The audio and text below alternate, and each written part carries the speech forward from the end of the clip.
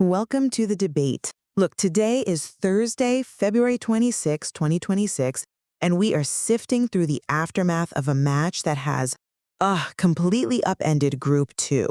I'm talking about New Zealand's bloody decisive 61-run victory over Sri Lanka at the R. Premadasa Stadium in the T20 World Cup Super 8s.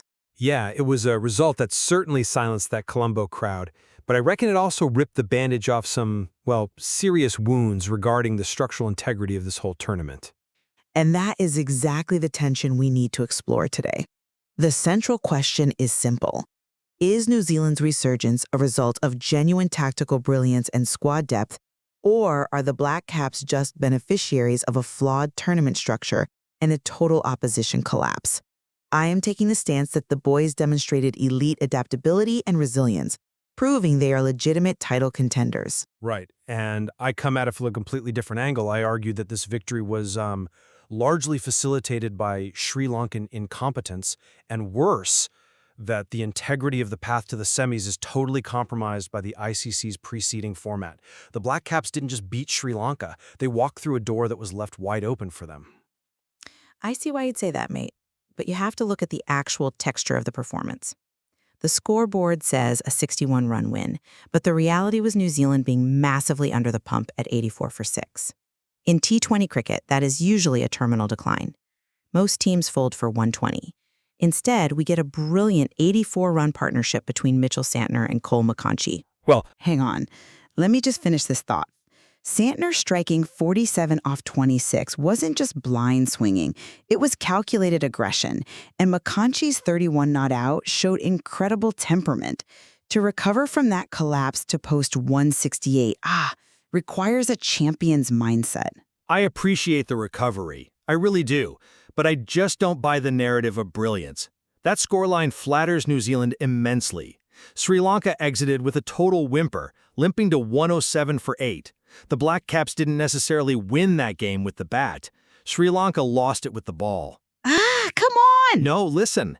Conceding 70 runs in the final 4 overs, including 21 off the last one from Mahesh Tishana, that is a tactical meltdown. New Zealand capitalized, sure, but they were playing against a team that had visibly checked out of the contest. Yeah, no, I'm not convinced by that, because it totally ignores the pressure of the moment. You see the 70 runs in the final 4 overs as a failure, but I frame it as New Zealand's depth finally arriving to the party. Look at the bowling execution. Rachin Ravindra's figures of 4 for 27 weren't a gift.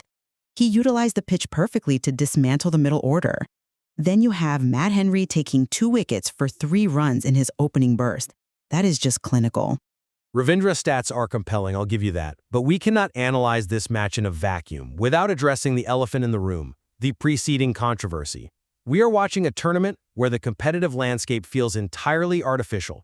Because of preceding, teams were assigned their Super 8 spots based on rankings from before the tournament started, not their actual group stage performance. It is a contentious point. It's more than contentious, it's distorting. It means group winners like South Africa get disadvantaged, while teams like New Zealand get a smoother ride based on past glory. Even Sri Lanka, the co-hosts, would have been forced to travel to India for a semifinal had they qualified, denying them home advantage. The administrative logistics are completely overshadowing the sporting merit here. Right. That is an interesting point, though I would frame it differently. Sunil Gavaskar recently defended the preceding, citing the massive logistical hurdles.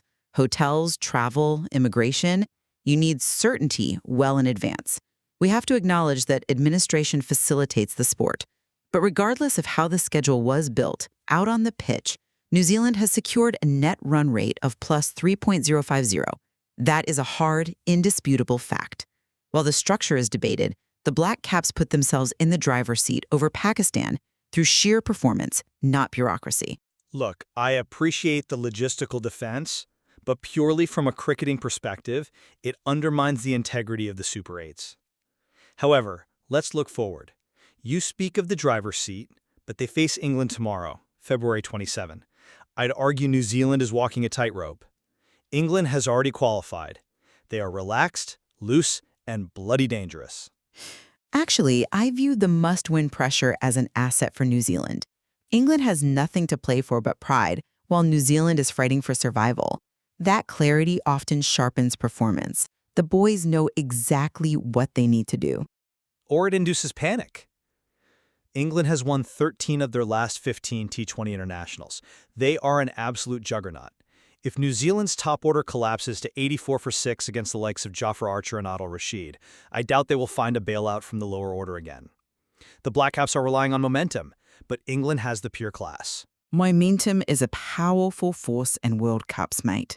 To summarise my position, New Zealand controlled their own destiny through grit, smart cricket, and utilising their full squad depth to salvage a win from a losing position. They look absolutely ready. And to summarize my view, while the win was numerically large, the context reveals a messy tournament structure and an opposition that simply crumbled.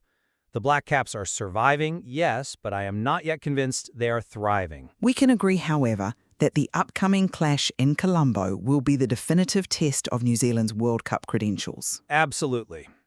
Complexity often requires multiple perspectives to fully appreciate, and tomorrow we will see which perspective holds up against that English attack. Too right. Thank you for listening to The Debate.